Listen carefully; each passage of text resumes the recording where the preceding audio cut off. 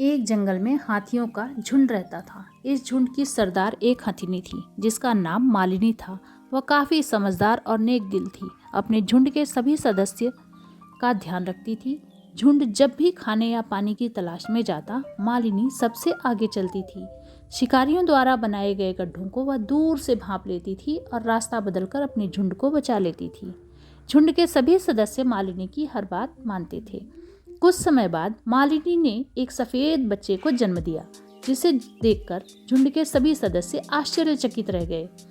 जहाँ सभी हाथी काले रंग के थे, वही यह सफेद हाथी पूरे जंगल में कौतूहल का विषय बन गया। जो भी सफेद हाथी के बारे में सुनता, उसे देखने आ जाता था। लेकिन मालिनी इन सब से खुश नहीं थी। मालिनी की सहेली पूनम ने जब मालिनी से इसका कारण पूछा, तो मालिनी ने कहा, बहन, तुम नहीं जानती, अनगिनत हाथियों में बड़े नसीब से एक सफेद हाथी पैदा होता है। जितना इस बच्चे के बारे में सबको पता लगेगा, उतना ही इसकी जान को खतरा बढ़ जाएगा।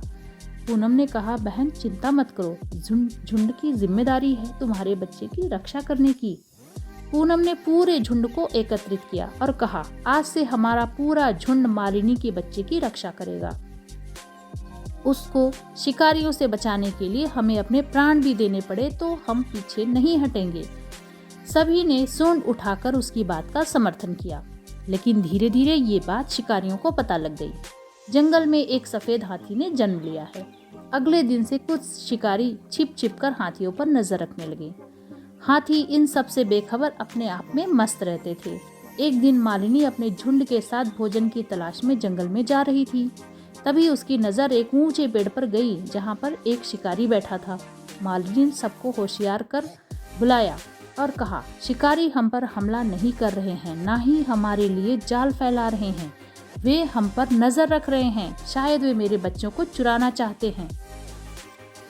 रात के समय मालिनी जंगल के राजा शेर के पास गई और उसे सारी बात बताई और कहा, मैं चाहती हूँ जब तक मेरा बच्चा बड़ा नहीं हो जाता, तब तक आप इसे अपनी गुफा में रखो। शेर बोला, अरे बहन, बस इतनी सी बात? सफेद हाथी हमारे जंगल की शान है। कोई इसकी तरफ आंख उठाकर नहीं देख सकता। आप बेफिक्र रहो। अब नन्हा सफेद हाथी शेर की गुफा में रहता था और हाथियों का झुंड पूरे जंगल में घूमता फिरता रहता था। इधर रॉबर्ट और उसके साथी पूरे जंगल में नजर रखते, लेकिन उन्हें कहीं भी सफेद हाथी नहीं दिखा। एक दिन रॉबर्ट ने सबको बुलाया और डांटा, तुम एक हाथी के बच्चे को नहीं ढूंढ पाए? कहाँ गया वो? शिकारी बोला, पता नहीं। हाथी कभी भी अपने बच्चे को अलग नहीं रखते, लेकिन पता नहीं वह कहाँ है। कई दिन ढूंढने के बाद भी जब उन्हें सफेद हाथी नहीं मिला, तो शिकारी उस जंगल को छोड़कर चले गए। मालिनी की सूझबूझ से उसके बच्चे की जान बच गई। मालिनी का यही बच्चा बड़ा हुआ तो वह भी मालिनी की तरह ही समझदार और होशियार था। मालिनी अब बूढ़ी हो चली थी। उसका बच्चा अब झुंड का नेतृत्व करता था। वह शान से झुंड के आगे चलता था और हर खतरे से सबको बचाता था।